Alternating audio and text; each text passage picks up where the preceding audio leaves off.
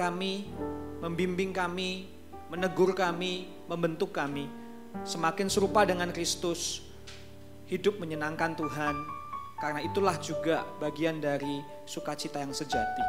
Mampukan hamba-Mu yang lemah terbatas berdosa ini sehingga dapat memberitakan firman dan Injil dengan jelas. Terima kasih ya Bapa, berkati waktu kami ke depan. Di dalam nama Tuhan Yesus Kristus kami berdoa. Amin. Shalom Bapak Ibu semuanya. Selamat pagi ya. Shalom juga buat yang nonton lewat Zoom. Senang sekali di tahun 23 ini bisa membawakan firman buat Bapak Ibu semua di persekutuan kita pada pagi hari ini ya. Ada dua ibu, satu ibu katakanlah ibu A sama ibu B. Ibu A anaknya sekolah di Harvard. Coba Bapak Ibu kalau masuk Harvard kira-kira gampang atau sulit ya? Sulit gitu ya. Kalau masuk Harvard masuknya sulit, ujiannya sulit, lulusnya juga sulit gitu kan ya. Serba sulit lah di Harvard gitu. Ibu B anaknya sekolah di, ini maaf ya agak mendramatisir karena kan saya yang khotbah, jadi Bapak Ibu nggak ada pilihan. Ibu B anaknya sekolah di, kalau kata seorang pendeta, di UBT katanya, Universitas Baru Terdengar. Nah kalau di UBT itu masuknya gampang, ujiannya gampang, lulusnya gampang. Tapi kalau ditanya ya Bapak Ibu ya, kira-kira mana yang lebih bangga sama anaknya? Ibu A atau ibu B? Ya kan? Pasti ibu A. Ibu A lebih bangga. Meskipun anaknya hidupnya sulit. Meskipun sekolahnya sulit. Tapi Bapak Ibu pasti bisa merasa ya, gak apa-apa, aku bangga. Nah, poin dari cerita ini adalah, hidup sulit gak apa-apa asal bukan hidup saya. Bukan ya, bukan itu poinnya. Poinnya adalah gini Bapak Ibu. Poinnya adalah, ternyata hal sulit belum tentu buruk. Dan hal mudah belum tentu baik, ya kan? Hal yang sulit seperti sekolah di sekolah yang sulit belum tentu buruk, karena kita tahu buahnya baik, ya kan? Nanti bisa dapat kerja di tempat yang luar biasa. Sebaliknya, hal yang mudah, wah sekolahnya asal-asalan gitu ya, belum tentu baik, karena kita tahu buahnya malah menjerumuskan. Hari ini kita akan mempelajari Bapak Ibu bagaimana bahwa di tahun 23 tantangan kita nggak akan kurang. Bahkan banyak yang mengatakan akan sulit, begitu kan ya. Nggak cuma resesi, tapi katanya sudah mulai tahun politik, padahal masih tahun depan gitu kan ya. Tapi kan tahun ini udah pada heboh begitu ya. Nah di tengah tantangan 23 yang tidak terelakkan, saya rindu mengajari Bapak Ibu bisa melihat kesempatan di tengah kesulitan, bisa melihat tuntunan Tuhan di tengah segala ancaman. Bisa nggak sih kita tuh menjadi orang-orang kabar baik, orang-orang yang tahu kabar baik di tengah dunia yang banyak kabar buruk? Bisa nggak sih meskipun sulit kita bisa berkata nggak buruk, tapi ada Tuhan yang menyertai kita. Bagaimana ya kita bisa melihat tangan Tuhan di balik semua tantangan. Tetapi lebih daripada sekedar punya kacamata optimis, lebih daripada sekedar punya apa yang penting ya udah nekat gitu ya. Apa sih kata Tuhan tentang melihat dunia dengan benar? Untuk itu Bapak Ibu saya ajak kita sama-sama buka di Bilangan pasal 13 ayat 27 sampai ayat ke-33. Bilangan 13 ayat 27 sampai ayat yang ke-33. Ini adalah bagian cerita waktu bangsa Israel mau masuk tanah Kanaan, dan sebelum masuk ada para pengintai, para spy, ya kan? Disuruh ngecek dulu tanahnya gimana. Ini bagian dari laporan mereka. Ya, jadi kalau Bapak Ibu masih ingat, Tuhan janji, ayo masuk ke tanah Kanaan. Tapi oke, kalau kamu mau mengintai, silakan diselidiki dulu gitu ya, survei dulu tempatnya. Dan ini adalah bagian laporan dari berapa pengintai? 12 pengintai ya. Ayo Bapak Ibu kita buka sama-sama Alkitab kita. Saya nggak ada di atas ya supaya kita baca dari Alkitab langsung. Bilangan 13 ayat 27 sampai ayat yang ke-33. Kita baca bergantian aja ya Bapak Ibu ya. Saya baca ayat 27, Bapak Ibu ayat 28, seterusnya sampai ayat yang ke-33. Bilangan 13, 27 sampai 33 kita baca bergantian. Mereka menceritakan kepadanya, kami sudah masuk ke negeri, kemana kau suruh kami. Dan memang negeri itu berlimpah-limpah susu dan madunya. Dan inilah hasilnya. Silakan Bapak Ibu. Hanya bangsa yang diam di negeri itu kuat-kuat. Dan kota-kotanya berkubu dan sangat besar. Juga keturunan Enak telah kami lihat di sana. Orang Amalek diam di tanah Negeb. Orang Het, orang Yebus, orang Amari diam di pegunungan. Orang Kanaan diam di sepanjang laut dan sepanjang tepi sungai Yordan. Kemudian Kaleb mencoba menentamkan hati bangsa itu di hadapan Musa. Katanya, tidak, kita akan maju dan menduduki negeri itu. Sebab kita pasti akan mengalahkannya. Tetapi orang-orang yang pergi ke sana bersama-sama dengan dia berkata, kita tidak dapat maju menyerang bangsa itu karena mereka lebih kuat daripada kita.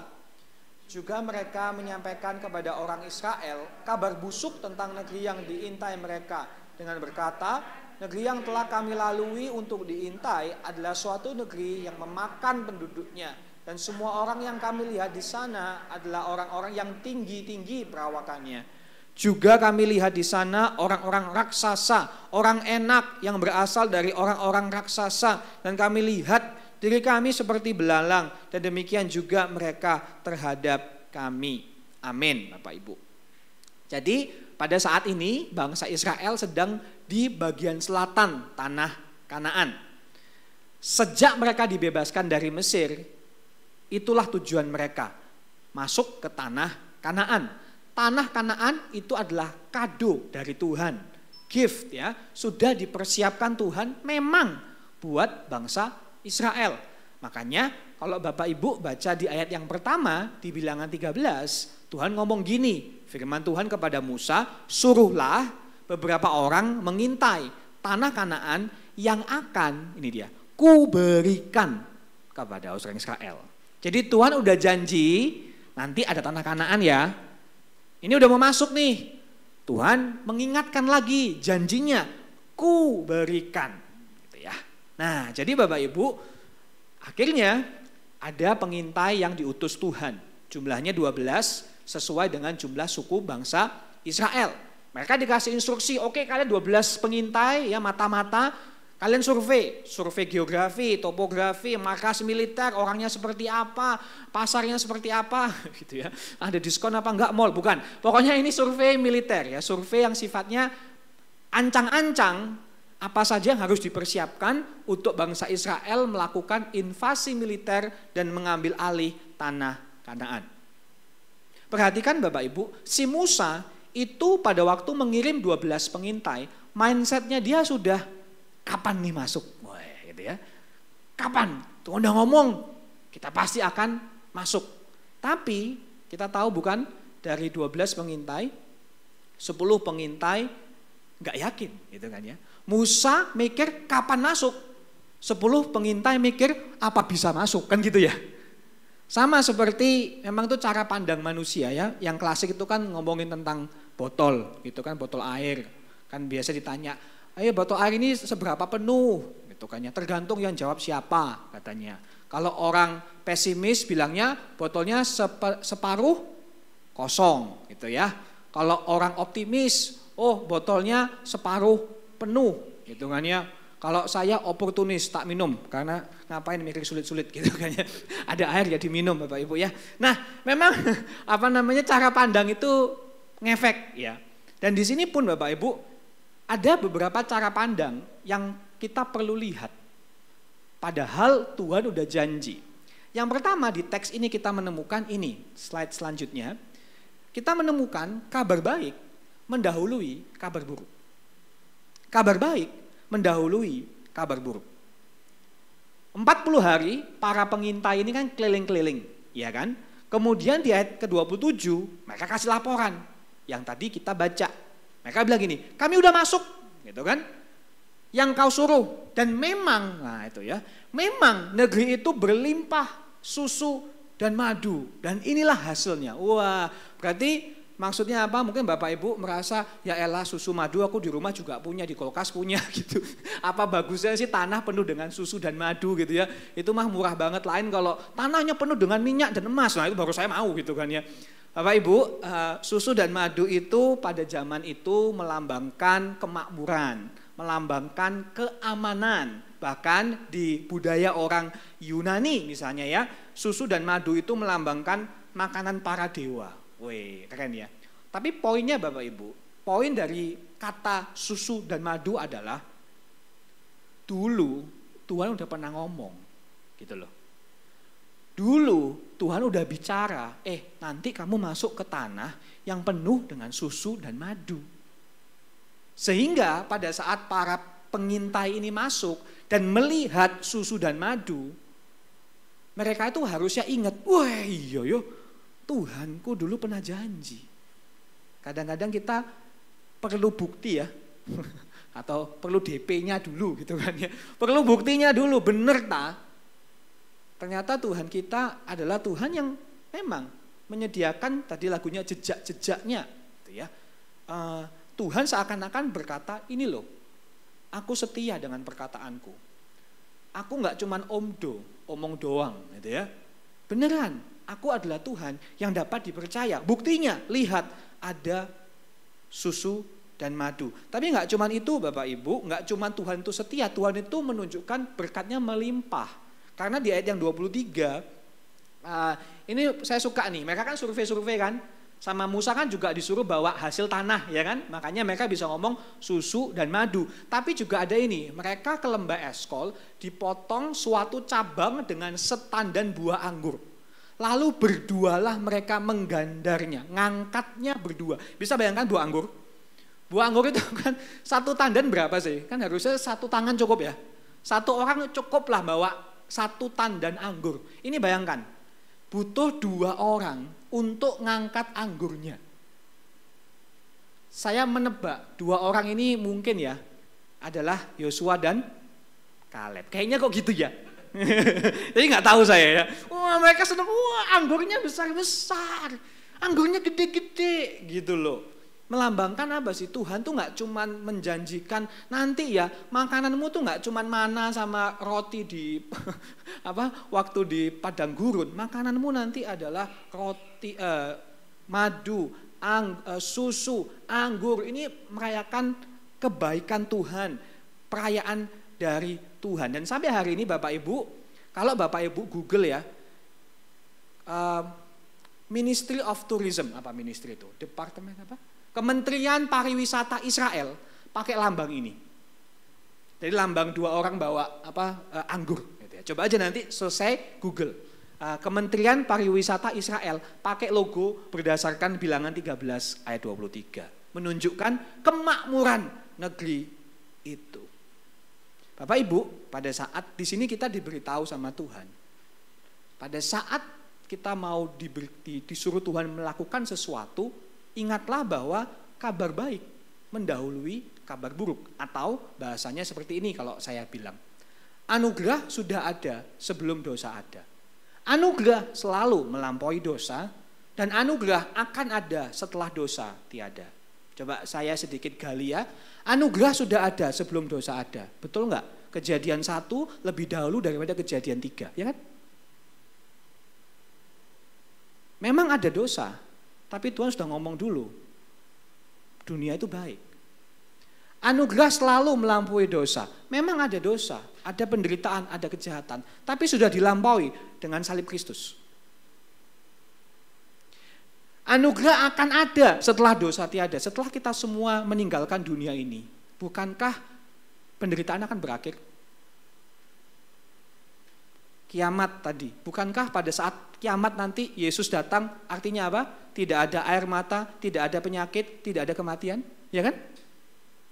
Atau istilahnya itu nanti pada waktu Yesus datang, negeri yang kita tinggali, kata kematian nggak ada di kamusnya. Wah, kayak nggak tahu apa itu kematian. Karena itu anugerah ada, tetap ada setelah dosa tiada. Jadi Bapak Ibu, kegelapan sama terang itu bukan lawan yang setara.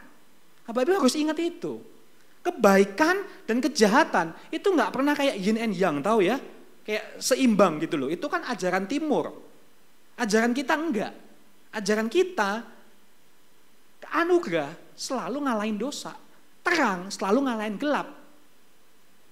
Seorang penulis Kristen kesukaan saya, dia ngomongnya lebih kontroversial lagi, tapi betul. Dia bilang gini, ingat ya, setan aja hamba Tuhan. Dia bilang gitu. Betul, masuk akal kan? Setan itu kan ciptaan Tuhan toh.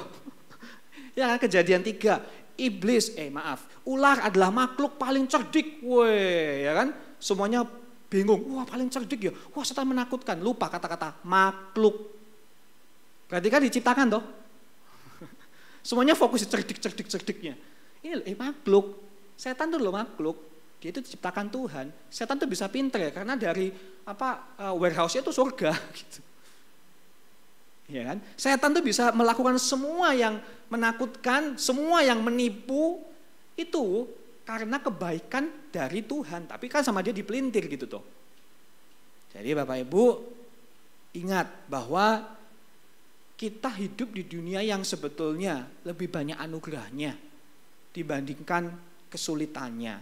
Walaupun kita nggak selalu merasa itu. Artinya apa? Kalau ini kebenaran pertama yang kita temukan di teks ini, artinya Bapak Ibu, kita selalu punya modal untuk mengatasi kesulitan. Amin.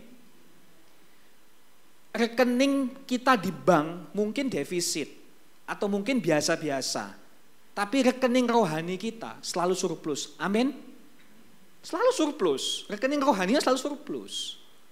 Kita selalu punya lebih dari cukup untuk menghadapi kekurangan, untuk menghadapi pergumulan. Selalu ada anugerah Tuhan. Dengan kata lain, untuk orang Kristen gak ada ruang untuk menyerah. Untuk orang Kristen gak ada ruang untuk putus harapan. Berserah boleh, bukan menyerah. Itu dua hal yang berbeda, ya kan? Keadaan selalu bisa lebih baik, Bapak Ibu. Dan kalaupun tidak lebih baik sesuai harapan kita di dunia ini, pasti lebih baik di kekekalan. Saya tahun 2016 itu kan salah satu negara yang heboh, dan baru Desember Januari ini beritanya lagi keluar lagi ya. Tentu saja nggak terjadi di Indonesia, ini terjadi di Kanada gitu ya. Dari tahun 2016 Kanada itu sudah melegalkan eutanasia gitu ya, membantu orang membunuh dirinya sendiri dengan bantuan medis. Namanya Medical Assistance in Dying Program, singkatannya MAID gitu ya. Medical Assistance in Dying. Jadi kayak pembantu gitu, MAID. Jadi sudah jasa itu sudah ada tahun 2016, boleh untuk orang-orang dengan penyakit yang terminal yang nggak bisa disembuhkan. Tahun 2021 dirubah, boleh orang-orang yang punya penyakit sangat menderita gitu, kayak lebih baik mati daripada sakit gitu ya, boleh.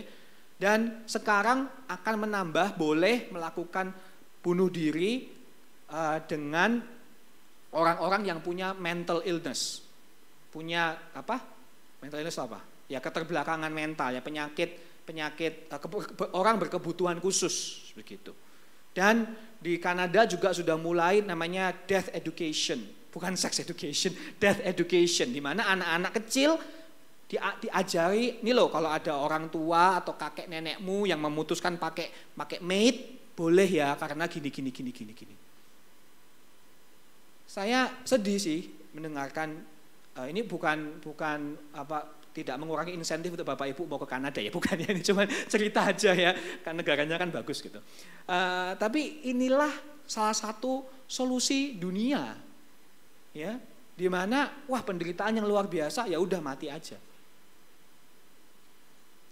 Juga menunjukkan bahwa ternyata banyak orang di luar sana yang hilang harapan. Saking hilang harapannya, saking depresinya, cuman bisa mending aku mati aja. Dan dunia mulai mengambil solusi yang ya sudah tak bantu kamu mati. Sedih sekali bukan? Tapi kita bersyukur, kita nggak seperti itu. Di dalam Kristus Yesus kita selalu punya harapan Bapak Ibu. Karena kita punya Tuhan yang nggak cuman memberi berkatnya. Kita punya Tuhan yang memberi dirinya Amin. Saya ulangi ya, kita punya Tuhan yang nggak cuma memberi berkatnya. Ya, tak kasih jawaban doa, tak kasih kelancaran bisnis, tak kasih hari ini nggak macet. Tapi Tuhan yang memberi dirinya, datang kepada kita, untuk kita. Orang perjanjian baru mereka dapat tanah. Orang perjanjian lama dapat tanah. Orang perjanjian baru dapat tanah dan juga dapat anaknya Tuhan. Itulah kita. Ya. Nah, jadi itu yang pertama. Ayo Bapak Ibu, ingat kita hidup di dunia yang seperti ini. Nah, kita lanjut ceritanya. Jadi kan tadi kan ceritanya sampai berhenti di laporan. Memang benar negerinya baik, memang benar tuh kita bawa anggur. Gitu ya. Harusnya maksudnya, saya rasa ya, maksudnya Musa, maksudnya Yosua dan Kaleb, pengintai yang baik yang kita tahu ya Bapak Ibu ya. Anggur besar artinya Tuhan besar. Kesimpulannya harusnya gitu. Tapi ada orang-orang lain, pengintai lain menyimpulkan anggurnya besar. Wih, yang nanam pasti besar. Nangkap Bapak Ibu? Anggurnya besar. Gila, yang makan seberapa besar mulutnya? Ngerti ya Bapak Ibu ya? Yang satu kesimpulannya anggur besar, Tuhanku besar. Yang satu kesimpulannya anggur besar, masalahku besar.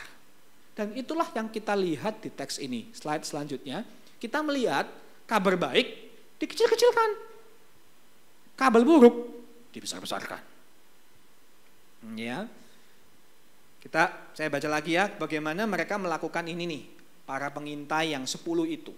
28, setelah mereka, ya begini, ya, kan mereka bilang, hanya bangsa yang diam di negeri itu kuat-kuat, kotanya berkubu, ada macam-macam orang.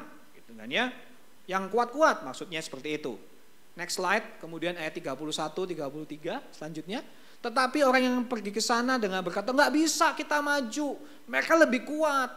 Gitu ya. Kemudian dikatakan, negeri yang telah kami lalui itu negeri yang memakan penduduknya. Orang-orang raksasa, ayat yang ke-33, yang terakhir, juga kami lihat orang-orang raksasa, kami seperti belalang, enggak bisa menang sama mereka. Bapak Ibu, maksudnya laporan ini, itu saya rasa tujuan Tuhan mengintai tanah Kanaan. Bukan setelah mendapat laporan bangsanya kuat, banyak markas militer, mereka hebat-hebat, raksasa, tanahnya melahap penduduknya gitu ya. Maksudnya Tuhan bukan, wah gak apa-apa ini gampang. Ya, kadang-kadang kan ada ya orang-orang yang memang modal nekat gitu kan ya. Semakin ada tantangan, semakin diterjang. Hidup kurang menantang kalau nggak ada hutang gitu kan. Jadi lebih baik ada hutang supaya hidup lebih menantang, katanya gitu kan ya. Ada kan orang yang model-model bondo nekat. Maksudnya Tuhan ngasih tahu negaranya itu sulit bukan supaya nekat. Maksudnya Tuhan sulit. Lebih sulit daripada yang kita mampu. Tapi aku punya Tuhan. Maksudnya itu gitu. Ya. Memang keadaan masih berat. Tapi Tuhanku lebih berkuasa. Nah maksudnya itu bukan supaya nekat. Tetapi para pengintai ini sebaliknya. Semangat mereka ciut. Ya kan? Jadi semuanya dibalik-balik sama mereka. Tadi itu kalau kita kembali ke ayat ke-28, 29 ya. Terima kasih. Itu dikatakan bahwa penduduknya ayat ke-32, 32. Next. Penduduknya dikatakan negeri yang memakan penduduknya. Ini kan kebalik. Tadi kan mereka disuruh cari madu, susu, ketemu anggurnya kan harusnya kan mereka yang memakan hasil tanah itu. Ini dibalik, enggak, tanah yang makan kita. Gitu. Heboh banget ya cara mereka melintir gitu tuh. Gitu ya. Jadi ini artinya negeri yang memakan penduduk itu bisa berarti tanahnya nggak subur, bisa berarti tanahnya sering perang, bisa berarti ya pokoknya tanah yang penuh dengan kematian. Intinya mereka memutar balik itu. Jadi nggak cuman penduduknya menakutkan, tanahnya juga menakutkan. Ya. Kemudian kan dibilang orang-orang kuat. Tapi di ayat ke-33 nambah level, upgrade gitu ya. Dari yang kuat malah jadi raksasa. Bahkan mereka membandingkan diri mereka, kami melihat diri kami seperti belalang. Ya. Mereka nggak berani, mereka sudah siap-siap mundur gitu. Dan Bapak Ibu, Alkitab menulis bahwa semua laporan ini adalah laporan busuk. Ya kan? Kalau nggak salah ayat 32 atau 31 saya agak lupa. Ini disimpulkan laporan yang busuk, ya kan? Mengandung ide bahwa nggak bisa menang. Kita sudah pasti kalah. Jangankan berantem, nggak usah berantem, ya. Padahal seperti yang kita tahu, bangsa Israel sudah mengalami begitu banyak mujizat. 10 tulah, laut terbelah, mana dari surga, air dari batu. Tapi di sini mereka seakan-akan berkata, sudah deh, aku nggak mau lagi mujizat Tuhan. Ya kalau kamu nggak mau mujizat Tuhan, yang tersisa cuma hukuman Tuhan, kurang lebih gitu. Ya kan? Kalau kamu nggak mau berkat Tuhan, yang tersisa ya apapun yang bukan Tuhan, yaitu hukuman. Iya kan? Makanya kalau Bapak Ibu membaca Bilangan 14, semua keturunan 10 pengintai ini mati di padang gurun. Kok kayaknya heboh banget ya Tuhan ya. Kalau kita pesimis ya nggak usah dimatikan tuh Tuhan. Tapi itu yang terjadi. Di Bilangan 14 sama Tuhan, keturunan yang tidak percaya ini dibuat puter-puter ya kan. Puter-puter. 40 hari pengintaian diterjemahkan 40 tahun di padang gurun. Kurang lebih seperti itu. Ya. Semuanya mati kecuali Yosua dan Kaleb sama keturunan-keturunan yang baru.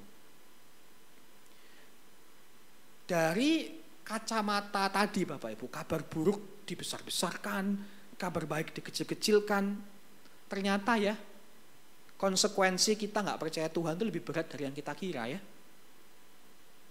Konsekuensi nggak percaya Tuhan itu lebih berat dari yang kita kira. Kita jadi orang yang sinis, jadi orang yang apatis, bahkan mungkin jadi orang yang menularkan pesimis.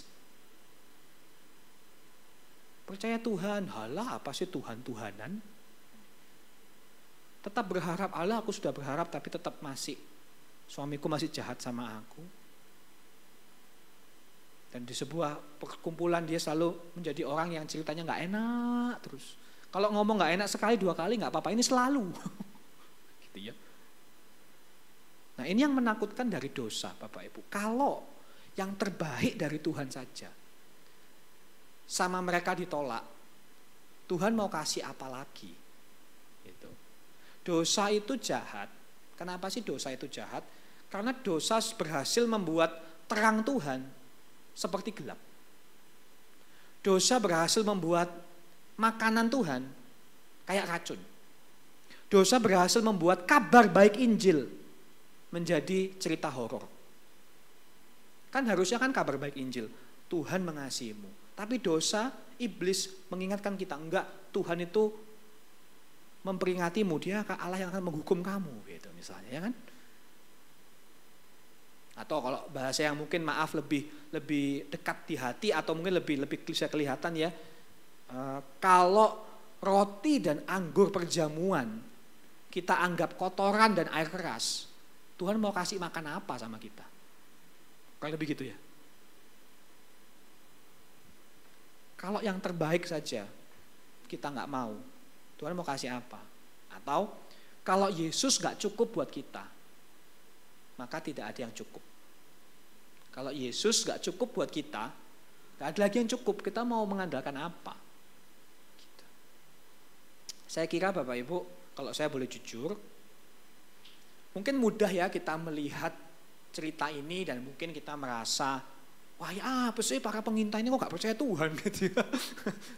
Tapi kalau saya boleh jujur, kemungkinan hati saya lebih termasuk di hati 10 pengintai itu. Hati saya tipe yang hati mudah bergetar, mudah ciut. Karena saya rasa aura saya seperti itu ya Pak Yo. Saya tahu Bapak Ibu tahu kan ada beberapa orang tuh kalau ada aura itu aura kayak ketemu sama dia pokoknya jangan macam-macam ya kan, ada ya beberapa Ibu ketemu orang itu langsung ketahuan. Jangan macam-macam sama ini orang ini, kayak bisa terasa gitu loh ya. aura Thanos gitu ya. Aura penjahat gitu, pokoknya jangan macam-macam. Nah, kalau sama saya lain. Kalau saya ini aura Hello Kitty gitu ya. Ketemu sama saya tuh kayak gitu ya. Jadi kalau saya memang saya tahu, saya ini aura lembut-lembut gitu ya. Kalau bahasanya Pak Yakub tuh, ini kamu ini seperti ikan tanpa duri katanya gitu. Saya nggak berbahaya sama sekali gitu ya. Jadi saya ngerti, kalau saya itu sepertinya hati saya akan lebih cenderung kayak si 10 pengintai itu. Tapi saya berdoa, respon saya moga-moga dari sini saya belajar, moga-moga meskipun saya masih takut, dan mungkin Bapak Ibu juga bisa setuju, wah saya belum tentu bisa berani kayak mereka gitu ya. Ngomong mah gampang, percaya, tapi kalau di depan mata ada tagihan, ada utang, ada kerusakan, nggak segampang itu bro, gitu kan. Tapi pada saat itu, mungkin kita perlu berdoa, seperti kata Bapak yang anaknya sakit di Markus 9. Aku percaya, tolonglah aku yang tidak percaya ini. Ada hari di mana itu yang kita bisa doakan Bapak Ibu. Aku percaya, tolonglah aku yang nggak percaya ini. Ada kabar buruk, tapi kabar buruk itu kok kelihatan besar ya Tuhan. Kabar baikmu kok kelihatan ciut ya Tuhan, tolong. Aku percaya sama kabar baikmu. Tolonglah aku yang tidak percaya ini. Gak apa-apa Bapak Ibu, kadang-kadang ada hari-hari seperti itu. Tapi yang kita bisa latih adalah ini mungkin. Kalau saya boleh menambahkan aplikasi yang lebih praktis mengenai kabar buruk dikecilin, kabar buruk digedein, kabar besar dikecilin. Next slide. Ada selanjutnya ya? Nggak ada ya? Ini nih ya, makasih, sorry mungkin saya penempatan agak salah. Bapak Ibu kalau shopping nih, beli baju gitu ya. Misalnya Bapak Ibu beli baju buat anak deh gitu. Biasanya Bapak Ibu kalau beli baju, cara pilih ukurannya gimana? Apakah Bapak Ibu bilang gini, wah bajunya bagus ya, tapi nggak cukup buat anakku, nggak apa-apa wes, aku beli aja kan bagus. Kalau bajunya besar, anakku tak kasih makan supaya gendut, supaya cukup. Masa gitu? Kan enggak ya Bapak Ibu ya? Atau kalau bajunya kekecilan, anakku tak suruh diet supaya muat di baju ini. Kan enggak ya Bapak Ibu ya? Pasti kalau kita beli baju, itu kita cari ukurannya yang cocok, ukurannya yang pas. Kalau ukurannya pas, baru beli. Moga-moga bagus gitu ya. Kan enggak ada dari kita, oh bagus, gak peduli ukurannya, tak beli. Nanti anakku ngikutin bajunya gitu ya. Nah, baju harus ikut ukuran badan kita. Kadang kita memperlakukan Tuhan kayak baju. Tuhan harus muat di badanku. Anggap ya. Tuhan harus muat di hidupku. Tuhan yang harus sesuai sama aku. Udahlah Tuhan, gak usah kebanyakan perintah, gak usah banyak tuntutan, gak usah ngomong panggilan-panggilan, udahlah aku segini sudah cukup. Ya kan? Badanku segini ya Tuhan segini aja ya. Padahal sebaliknya, kita yang menyesuaikan diri sama Tuhan. Kita yang ikut aturan Tuhan, tuntunan Tuhan, dan ya demand-nya Tuhan. Kalau kita bisa lebih besar bersama dengan Tuhan, kenapa settle dengan yang lebih kecil? Dosa itu mau membuat kita lebih kerdil Bapak Ibu. Dosa itu mau membuat kita lebih redup hidupnya. Gini-gini saja. Padahal Tuhan mau pakai kita lebih besar. Memberkati orang, menerangi dunia, menggarami dunia. Maka kesimpulannya adalah begini, tadi ada slide selanjutnya ya. Bagaimana sih kita bisa melihat kabar baik di tengah kabar buruk? Mungkin fokus kita perlu di sini Bapak Ibu. Berhenti pakai Tuhan untuk mencapai rencana hidupmu. Mulailah pakai hidupmu untuk mencapai rencana Tuhan. Ya. Seringkali kan kita yang ini nih, saya juga gitu. Saya punya rencana, saya mau sekolah ini, saya mau kerjaan ini, saya mau istri gini. Tuhan yang bantu saya ya. Jadi Tuhan cuma suplemen rohani, bukan penyelamat gitu. Cuman booster aja gitu. Makanya kok kita sering takut, sering khawatir, sering iri hati. Ya karena kita fokus rencana hidupku sih. Makanya sering khawatir ya kan. Tapi kalau fokus kita rencana Tuhan, kita lebih tenang sih. Gak perlu iri hati, takut tapi gak perlu gak perlu parno gitu ya. Sedih tapi gak perlu depresi, karena semua adalah rencana Tuhan. Jauh lebih tenang sih Bapak Ibu, saat kita lebih sibuk sama rencana Tuhan dibandingkan sibuk sama rencana kita sendiri. Rencana Tuhan memang kadang gak sesuai dengan yang kita mau. Rencana Tuhan memang belum tentu membawa kita hidup yang mewah. Bisa mewah, bisa enggak, saya enggak tahu. Rencana Tuhan bahkan mungkin membawa kita bisa kalah. Dalam arti yang seluas-luasnya ya. Tapi percayalah Bapak Ibu, saat Bapak Ibu lebih memakai ini, hidupmu mungkin biasa-biasa, mungkin. Tapi pasti berarti. Hidupmu bisa sukses, bisa enggak sukses. Tapi yang pasti hidupmu akan penuh dan tidak akan nyesel. Itu saya bisa jamin. Kayaknya saya mungkin pernah ngomong ya. Ada kutipan dari Semar. Bapak Ibu tahu Semar? Wayang itu loh. Ya kan, Gareng, Semar, siapa namanya? Ya kan ya, Semar itu pernah bilang katanya, bekerjalah dengan ikhlas. Bekerjalah dengan ikhlas. Bisa kaya, bisa enggak kaya. Tetapi saat kebutuhan, duit itu pasti ada. Bagus ya. Bekerjalah dengan ikhlas. Bisa kaya, bisa nggak kaya. Tetapi saat butuh, duit itu ada. Kurang lebih sama. Ayo sibukkan dirimu dengan Tuhan. Bisa sukses, bisa nggak sukses, nggak penting. Tapi yang pasti, apapun yang kita butuhkan, Tuhan pasti pelihara. Yang terakhir ya. Yang terakhir kita melihat di sini, kabar buruk itu nyata, tapi kabar baik lebih berkuasa. Ada ya slide-nya? Ya benar, ini yang terakhir, ini poin yang terakhir. Kabar buruk itu nyata, tapi kabar baik lebih berkuasa. Ayat yang ke-30, ini yang terakhir ya. Semua pada takut kan tadi, semua pada takut, kemudian Kaleb ngomong, ayat yang ke-30. Kemudian Kaleb mencoba menenteramkan hati bangsa itu. Ya. Dan katanya, tidak, kita akan maju, kita pasti mengalahkannya. Ya kan? Jadi Kaleb di sini itu waktu dia bilang menenteramkan hati, itu lebih tepatnya bahasa aslinya itu lebih kayak tenang. Karena mungkin semua udah pada wah takut gitu ya. Seperti kalau udah parno kan Bapak Ibu tahu ya bagaimana bisa menular dengan cepat begitu kan ya. Nah, si Kaleb ini semangatnya itu diam. Kita maju. Wah, gitu. Nah, perhatikan Kaleb tidak mencoba untuk berargumentasi dengan 10 pengintai. Dengan kata lain, Kaleb tahu markas militernya ada. Orang-orangnya kuat. Bisa jadi raksasa, ya kan? Jadi Kaleb setuju dengan semua kesulitan itu. Dia tidak deny apa itu ya. Dia tidak dia memang itu kenyataannya. Dia tidak pura-pura, wah enggak lah kita pasti mampu. Itu kan nekat namanya ya. Itu hidup dalam ilusi gitu kan. Enggak. Tapi dia bilang tetap harus maju. Karena Tuhan udah janji dan Tuhan akan mampukan kita. Kadang-kadang Bapak Ibu, ketakutan kita itu bisa mewarnai kita. Sehingga yang harusnya mampu, kita sudah nyerah duluan. Kabar buruknya terlalu besar, terlalu mendominasi suasana hati kita. Padahal harusnya bukan membuang kabar buruk, bukan. Tapi kabar baik ada di depan. Kebenaran Tuhan yang kita pegang. Contoh yang saya suka pakai, maaf kalau saya mengulangi ini saya agak lupa, pernah pakai ilustrasi ini apa belum. Kalau sudah pernah pakai, pura-pura tidak pernah tahu ya Bapak Ibu. Enggak, slide selanjutnya.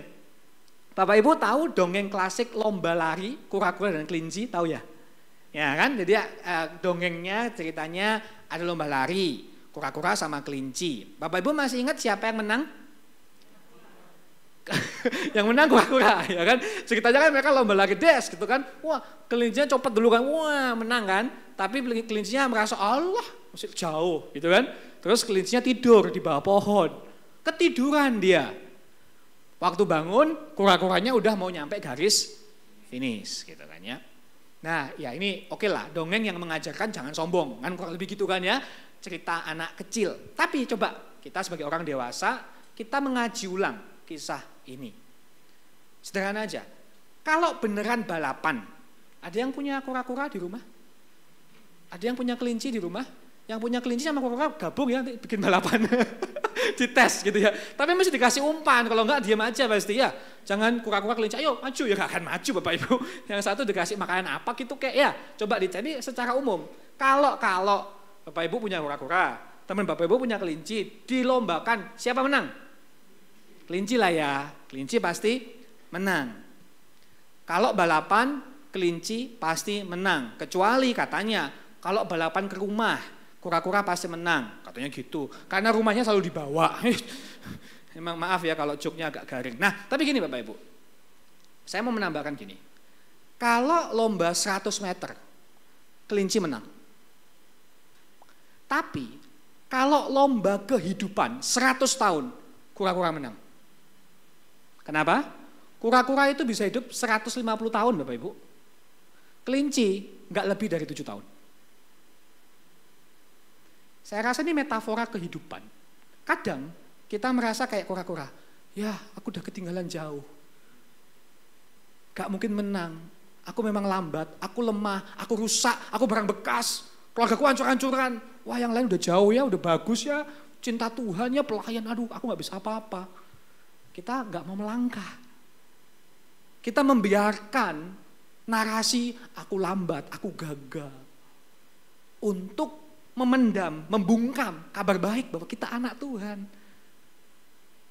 Padahal kalau kita melangkah, kita beriman, kita berdoa, kita baca firman, kita pelayanan, kita berjuang, melangkah, selangkah sama Tuhan. Ternyata kita bisa jauh loh. Seringkali kita udah takut kalah duluan sebelum mencoba.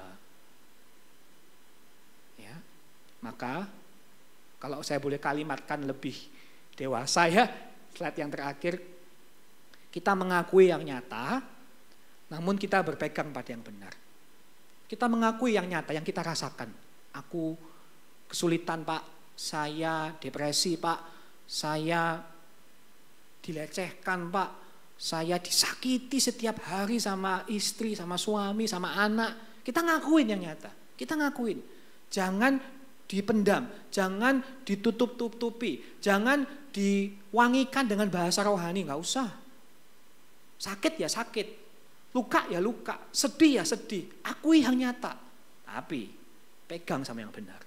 Yang benar itu apa sih? Ya firman Tuhan, penilaian Tuhan, kehendak Tuhan. Pegang itu. Sehingga seperti si kura-kura itu kita melangkah sampai garis finish lebih jauh dari yang kita mampu. Contoh-contoh kecil ya yang saya lakukan hal-hal seperti ini tuh gini Bapak Ibu. Pernah sekali dalam kerjaan di kantor ada anak-anak pada ngomong, kita mau cari orang baru gitu ya, gini-gini. Terus ada satu karyawan kami nyeletuk. Emang ada yang mau kerja di sini gitu. Jadi dia menyindir. Mungkin maksudnya kerja di sini susah gitu ya. Mungkin gajinya kecil atau saya nggak tahu kan, saya nggak nanya. Saya kan dengerin itu tuh. Langsung saya balik. Saya bilang, "Oh gitu ya." Iya sih, memang kerja di sini mungkin sulit. Tapi justru itu hanya orang hebat yang mau kerja di sini. Saya gituin aja, gitu ya. Maksudnya kalau kerjanya gampang ya nggak usah lah, gitu ya. Jadi saya bilang nggak sembarangan orang yang bisa kerja di sini, gitu. Karena kantor banyak masalah, butuh orang pintar, gitu kan. Jadi yang masuk yang pintar, yang kuat, yang tahan banting, gitu ya. Yang tahan banting karena banyak tantangan, yang sabar karena isinya orang-orang kayak kamu sih komplain terus, gitu ya. Saya nggak tahu ya bagaimana Bapak karyawan itu menerima omongan saya. Apakah dia cuma merasa saya ini cuma silat lidah, optimisme kosong, tapi saya tahu hati saya. Dan itu cara saya manage culture di perusahaan atau di gereja, gitu ya. Sulit memang, nakutin memang. Orang jahat juga banyak di luar sana. Tapi Tuhan baik. Tapi selalu ada harapan. Memang sulit, tapi justru di dalam kesulitan kita ditempa kan? Kita dikuatkan, bukan? Sama dalam hidup berkeluarga. Anak kita gagal. Anak kita mengecewakan kita. Tapi ada sisi positifnya. Kalau anak kita gagal, bukankah itu kesempatan kita menunjukkan kasih Kristus sama dia? Ya kan? Kalau anak kita bikin salah, bukankah itu kesempatan kita tunjukkan disiplin dengan kasih? Kalau kita yang bikin salah sama anak itu, bukankah itu kesempatan kita memodelkan minta maaf sama anak? Bukankah itu baik, Bapak Ibu, ya kan? Maka mari di tahun yang baru ini atau memasuki tahun yang katanya sulit ini, kita kembali mendasarkan segalanya pada yang benar, kepada Injil Kristus. Bapak Ibu, saya gak punya formula buat Bapak Ibu hari ini. Gimana menjadi Kaleb, gimana menjadi Yosua, maaf, saya gak punya formula yang rapi gitu ya. Tapi saya harap dari yang sudah saya sampaikan, saya boleh menghibur Bapak Ibu, mendorong Bapak Ibu. Yang penting itu bukan formula, yang penting bukan langkah-langkah yang sempurna, yang penting itu kita punya Tuhan Yesus yang kita cintai, yang kita pegang, yang kita rindukan selalu. Mari kembali kepada Dia dan lihat segala sesuatu dengan kacamata iman. Kita punya Bapa yang baik, kita punya Allah yang sudah mati buat kita semua. Maka masa depan kita selalu penuh dengan harapan. Amin. Mari kita berdoa. Tuhan, terima kasih untuk firman hari ini. Kami mengambil waktu sejenak untuk merenungkannya ya Tuhan. Hari ini mungkin masih banyak kabar buruk dalam hidup kami. Kesehatan kami mungkin, keuangan kami mungkin, keluarga kami mungkin, karir kami mungkin. Kami cuma bisa merasakan yang buruk, yang jelek, yang sulit, yang susah. Hari ini kami diajarkan Tuhan, kadang kenyataan kesulitan kami nggak bisa lewati. Kami mengakui juga kadang kami mengharapkan solusi yang instan. Tapi kami bersyukur hari ini diingatkan oleh firman-Mu bahwa kabar buruk mungkin ada dan terasa nyata. Tapi kami nggak pernah ditinggalkan sendiri. Kami punya modal, kami punya kekuatan, kami punya Kristus yang sudah menyerap dosa kami, yang sudah mengalami penderitaan yang jauh lebih besar dari kami, bahkan mati. Sehingga kami